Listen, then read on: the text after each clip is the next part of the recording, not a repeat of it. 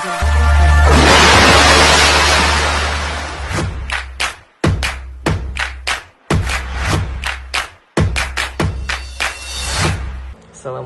warahmatullahi wabarakatuh.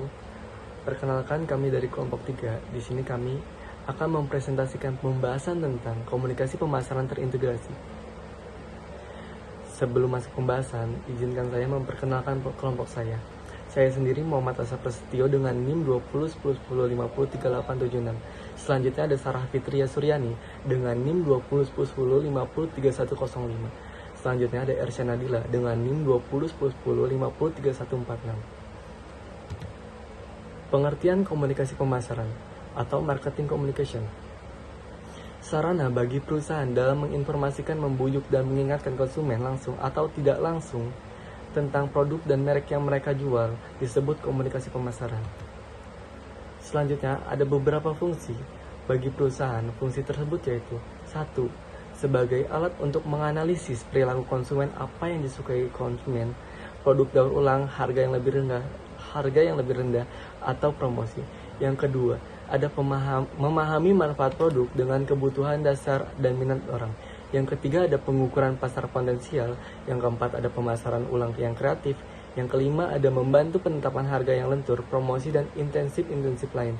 Yang keenam, ada meningkatkan dan mempertahankan permintaan. Yang ketujuh, ada mengurangi permintaan secara sementara. Selanjutnya ada pentingnya komunikasi pemasaran. Di dalam manajemen pemasaran, komunikasi merupakan salah satu elemen yang sangat penting. Tidak ada cara pemasaran yang tidak menggunakan komunikasi, karena pemasaran merupakan komunikasi yang tercipta antara produsen dengan konsumen, antara penjual dan pembeli. Untuk itu, keberhasilan pemasaran salah satunya adalah keberhasilan dalam membangun sebuah komunikasi. Selanjutnya ada tugas pemasaran dapat dijelaskan sebagai berikut. Yang pertama ada memberikan informasi yang jelas mengenai suatu produk. Yang kedua ada menjelaskan kegunaan dan manfaat produk. Yang ketiga ada sebagai reminder atau pengingat dalam membentuk ingatan kepada konsumen mengenai produk. Selanjutnya ada peran komunikasi pemasaran. Lingkungan marketing komunikasi ini berubah. Yang pertama ada perekam video digital atau messenger, iklan konvensional. Iklan murah dapat diakses di mana saja melalui telepon, saluran multifungsi, dan pemutar musik dan video portable. Yang kedua, ada komunikasi pemasaran dan ekuitas merek.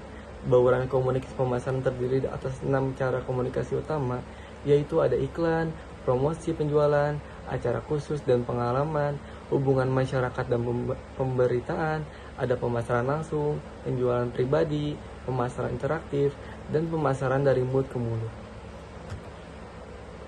Selanjutnya ada model proses komunikasi. Terdapat 2 model yang bermanfaat, yakni ada model makro dan model mikro.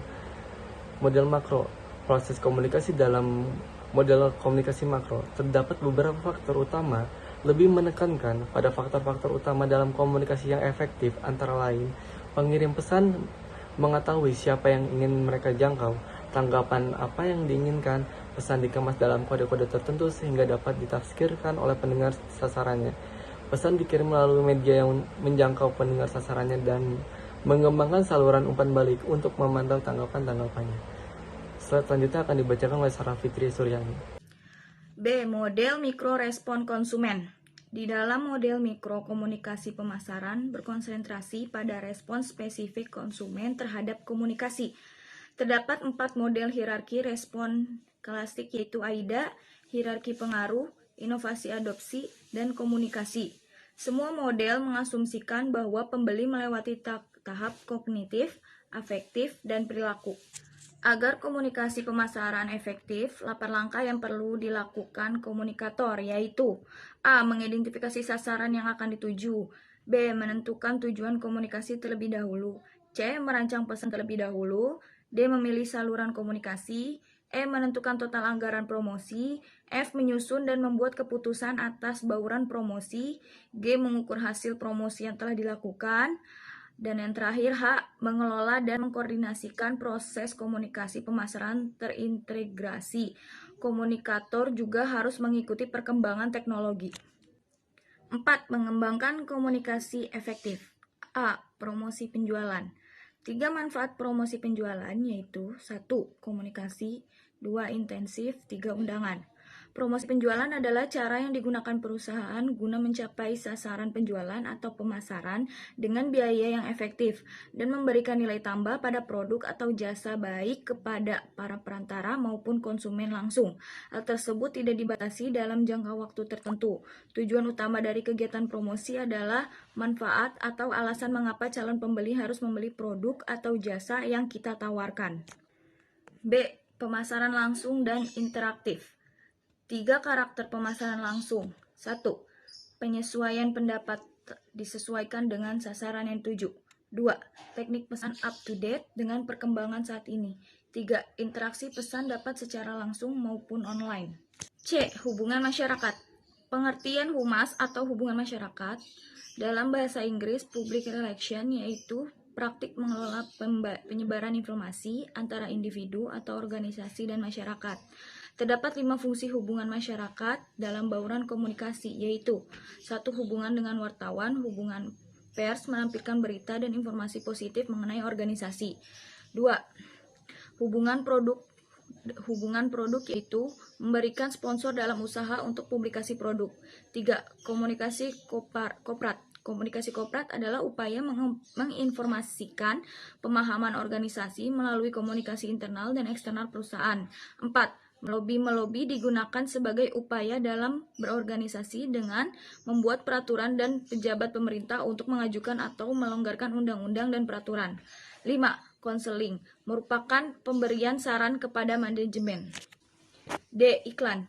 Iklan adalah suatu bentuk komunikasi non-personal untuk menyampaikan informasi yang berbayar sesuai keinginan dari institusi atau sponsor melalui media massa yang bertujuan memengaruhi atau mempersuasi khalayak agar membeli suatu produk atau jasa.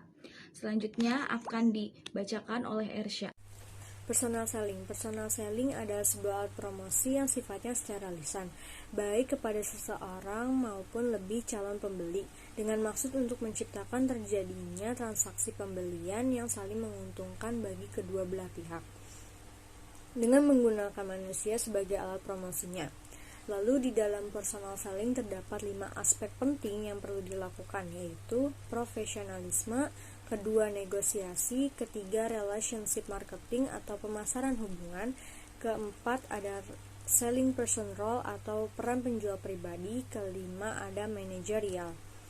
Lalu di sini ada tugas personal selling menurut Saladin. Tugas dari personal selling dapat dijabarkan sebagai berikut. 1. Mencari calon pembeli, yaitu memfollow up calon konsumen atau mencari pelanggan bisnis baru. Kedua, ada komunikasi, yaitu bertugas menyampaikan informasi yang dibutuhkan oleh pelanggan tentang produk yang jelas dan tepat. Ketiga, ada penjualan, yaitu memfollow up, mempresentasikan produk, menjawab keberatan-keberatan, closing.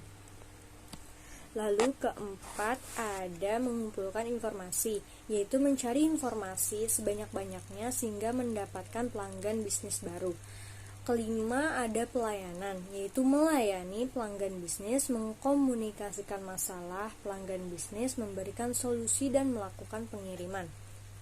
Keenam ada pengalokasian, yaitu membuat kesepakatan dan memutuskan pelanggan bisnis mana yang lebih dulu memperoleh produk kita bila terjadi kekurangan produk pada produsen. Lalu selanjutnya ada publisitas.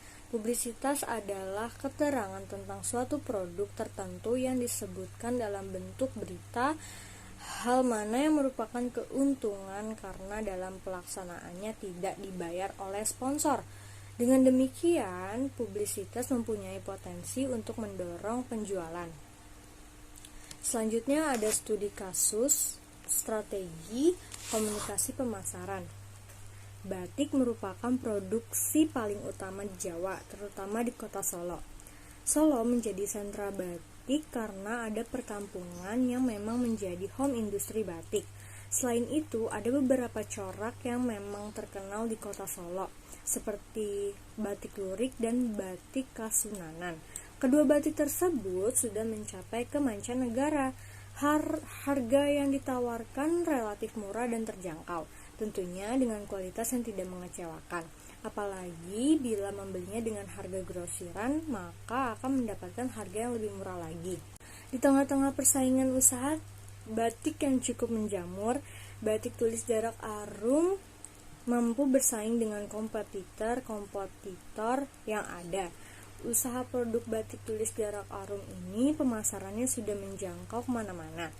Tidak hanya di dalam Pulau Jawa saja, akan tetapi sudah sampai ke luar Pulau Jawa. Tidak hanya produk yang dapat membuat Fikria Anggraini Lestari menjadi berkembang, melainkan dalam pemasaran batik tersebut, para pemilik perusahaan mempunyai cara tersendiri dalam pemasarannya. Dari awal berdirinya home industry, batik tulis jarak arum dari pihak pemilik memiliki kemampuan dalam memasarkan barang dengan baik. Kemampuan mereka dalam berkomunikasi dalam pemasaran dapat menghasilkan peningkatan penghasilan dan perkembangan industri mereka. Tujuan penelitian ini adalah untuk mengetahui sejauh mana strategi komunikasi pemasaran terpadu batik tulis jarak arum Surabaya. Metode penelitian ini menggunakan metode deskriptif kualitatif. Langkah-langkah analisis data yaitu dengan pengumpulan data, reduksi data, penyajian data, dan penarikan kesimpulan atau verifikasi. Batik tulis jarak arum melakukan identifikasi audiens sasaran, menentukan tujuan komunikasi, merancang pesan, memilih saluran komunikasi, menetapkan total anggaran komunikasi, dan mengukur hasil komunikasi. Dalam komunikasi pemasaran terpadu, dalam pelaksanaannya, batik tulis jarak arum melakukan advertising atau periklanan, yaitu batik tulis jarak arum mempromosikan melalui media iklan, yaitu menggunakan leaflet, kartu nama, Facebook, dan website. Untuk media iklan lain seperti surat kabar ataupun televisi tidak dilakukan karena minimnya dana. Pemasaran langsung yaitu batik tulis jarak arum memanfaatkan pemasaran sebagai sarana promosi dan pengenalan produk. Sekian presentasi dari kami.